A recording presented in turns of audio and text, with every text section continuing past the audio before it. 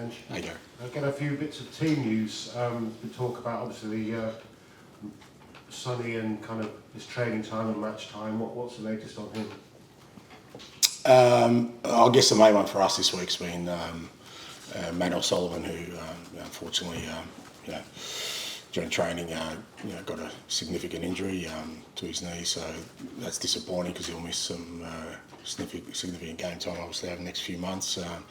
So that was disappointing because he was, he was contributing to us already and growing into his role, and with Ivan Perisic already down,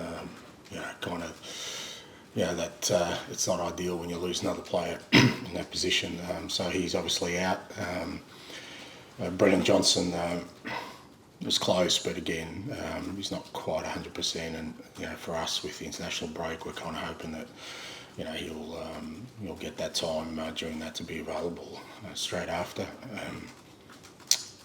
And from last week, everyone else is okay. Sonny's fine. He trained the last 2 days, and he's no problem.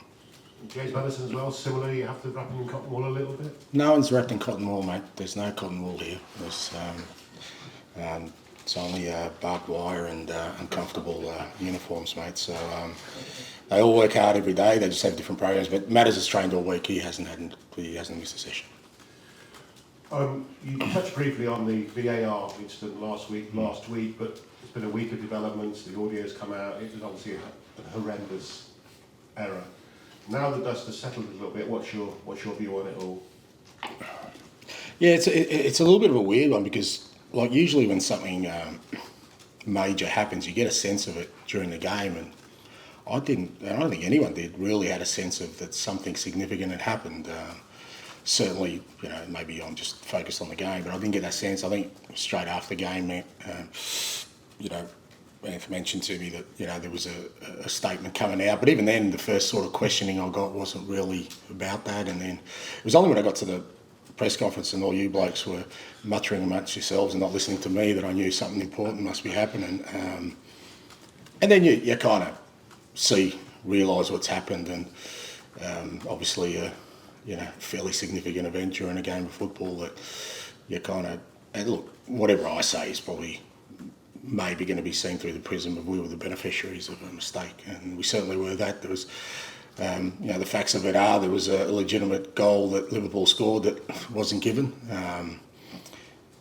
You kind of look at why it's not given, because that's obviously the first thing you kind of question. Well, what's broken down? Obviously something's broken down, and it became pretty clear there was it wasn't an integrity issue. It wasn't a misappropriation of the law. It was an error, in communication, a mistake that cost Liverpool a goal, and that's what it was. And I get that it's an unusual one in that it's never happened before, but at the same time, we're kind of in a new space anyway with technology, where I think there'll be a lot of firsts with the way we deal with these things. As I said after the game, my view is that we want an errorless, faultless system that I just don't think exists and will never exist unless we want to turn our game into like other codes where, the event goes for 4 hours where we're explaining every decision.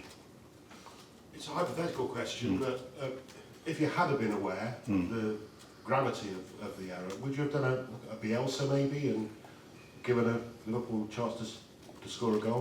I just don't see that as, if we want managers to be the arbiters of these kind of things, I mean, we've got pretty hefty responsibilities at our football clubs, but we're not the custodians. I wouldn't make a decision that potentially could send your club down or could potentially on the back of what my beliefs are.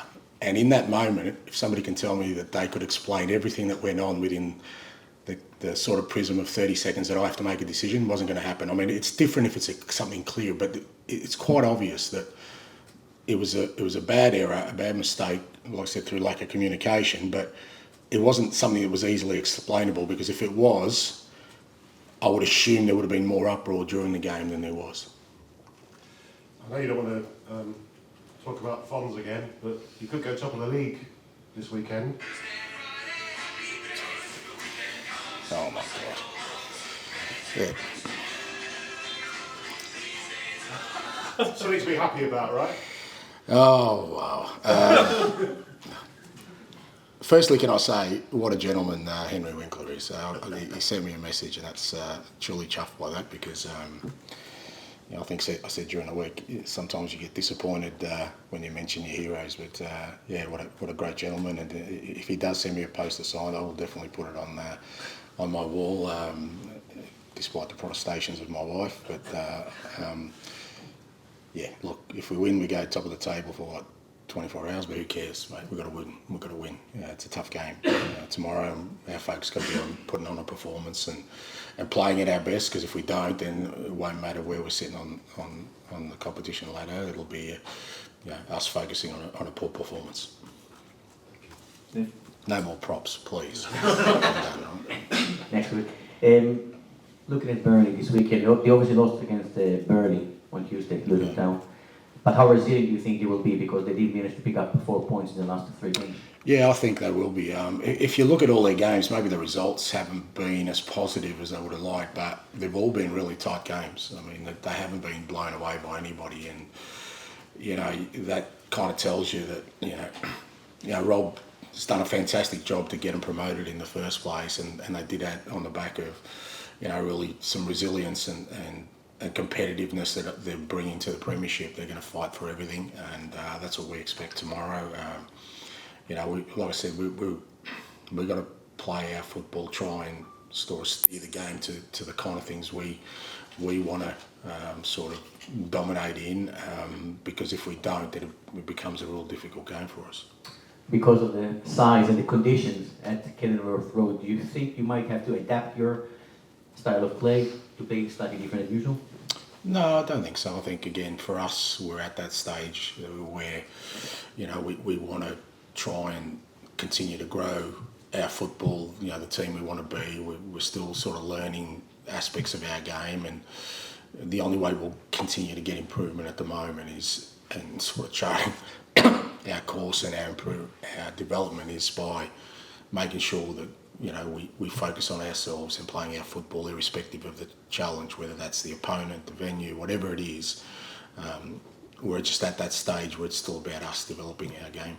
I know it's your first season in the Premier League, but it's also for Luton Town. How impressive have you been with their journey to make it back? And also Rob Edwards was leading those. Yeah, brilliant. As I said, I think it's been a fantastic story. I obviously followed English for a while, and I remember when Luton were amongst the big boys for a long time, and then obviously they fell down that pecking order of the football hierarchy, but to fight themselves up from where they are, it's great for the town. And like I said, Rob's done a brilliant job.